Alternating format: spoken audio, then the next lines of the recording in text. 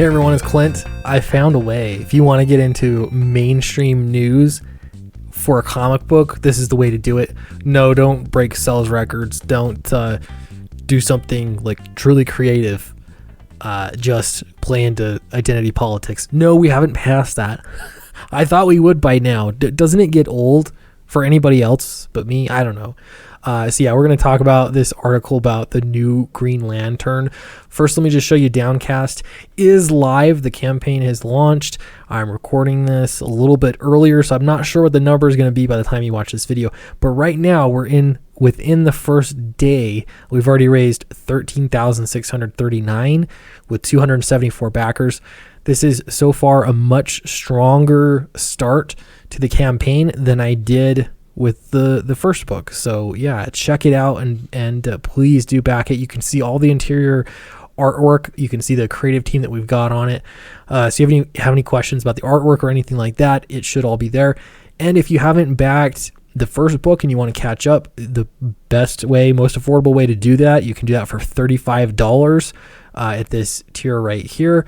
And yeah, it'll catch you up on the entire story. All right, I tried to be quick with that sales pitch. Now we're going to get into this story.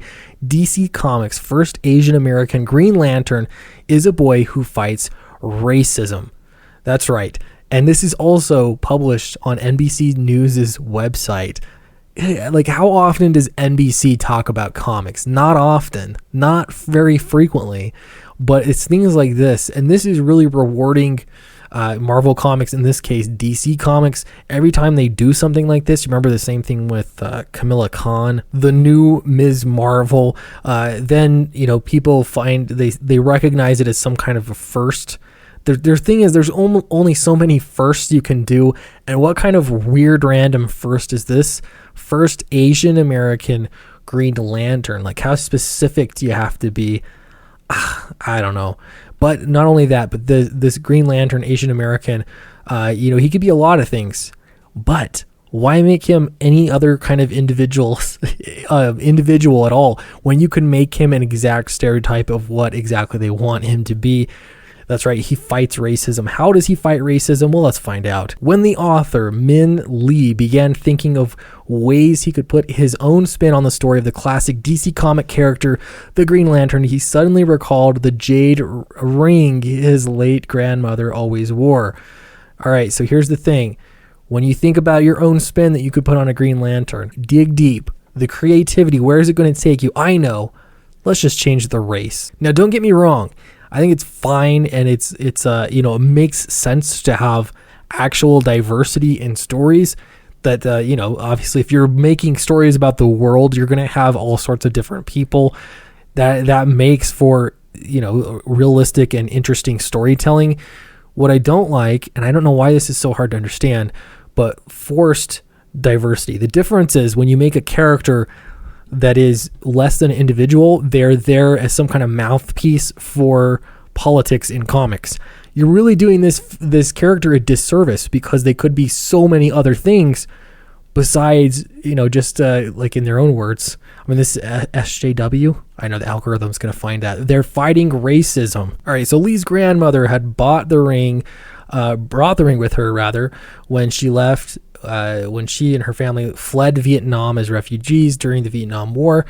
Also began developing a storyline for his middle grade graphic novel Green Lantern Legacy, which DC Comics is set to release Tuesday. He realized that making his main character a Vietnamese American boy who is granted supernatural powers through a jade ring he inherits from an elder would be a perfect fit for the story he wanted to tell.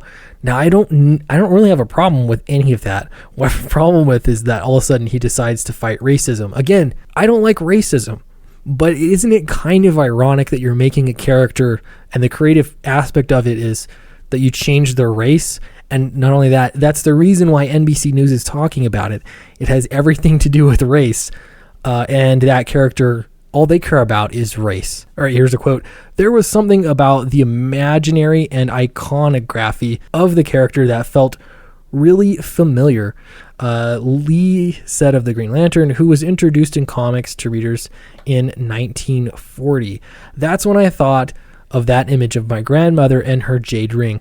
Once I had that picture in my head, the rest of the story fell into place. All right, so Green Lantern Legacy marks the first time the character has been depicted as an Asian American, and this is a landmark. Like, enough to get on NBC News' site for a comic book. This is what it takes. Identity politics will always get you rewarded for making comics.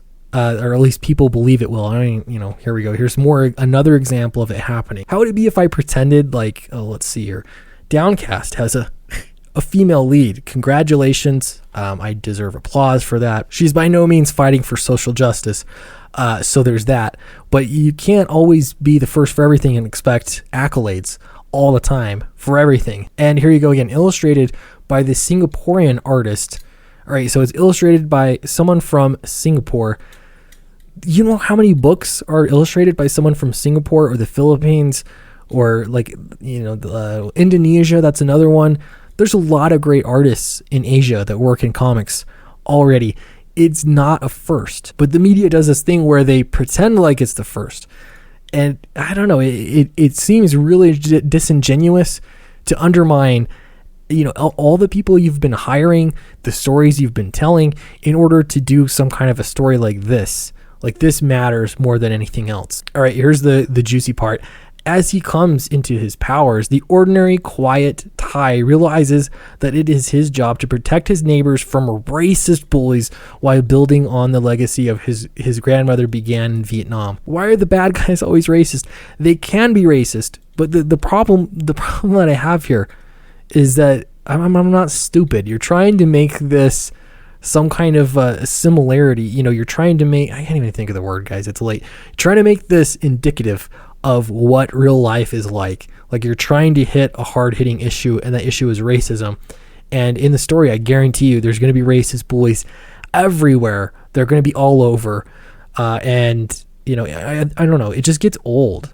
Don't you get tired of it? Apparently NBC News doesn't. All right, I think that's about it. There's more to the story, but honestly, I really thought that I was starting to see less and less of this. It almost got me thinking, like, what else am I going to talk about on this channel? There's a lot of things I want to talk about. I want to talk about comics. I think there's positive things happening in comics. Absolutely, like Downcast, Rise and Fall. It's Downcast Volume 2 on Indiegogo. There's all sorts of great things happening in comics, but something like this is, I don't know, it's just the same thing. It's a retread, and they're treating it like it's something new and brave and noble. I would love to see, make a diverse character, make an Asian American Green Lantern, and have them deal with all sorts of issues. But why is it that every one of these new ground-breaking diverse characters is always dealing with racism? I think you've made your point by now. And you're also yelling, you're preaching to the choir. Nobody's interested in racism. It's boring. Nobody's interested in racism because it's not good. Doesn't even make a good villain, because everybody unanimously agrees that racism is silly. So why then this? Why is it always about race? Do you not see the irony? All right, thank you for listening to my rant. Let me know what you think in the comments below. Don't forget to like and subscribe. And if you haven't yet, please back Downcast, Rise and Fall. This is Volume 2. It's on Indiegogo right now. We are, moving ahead. The campaign is snowballing from the last attempt. Very appreciative of everyone that backed it. And I will see you next time.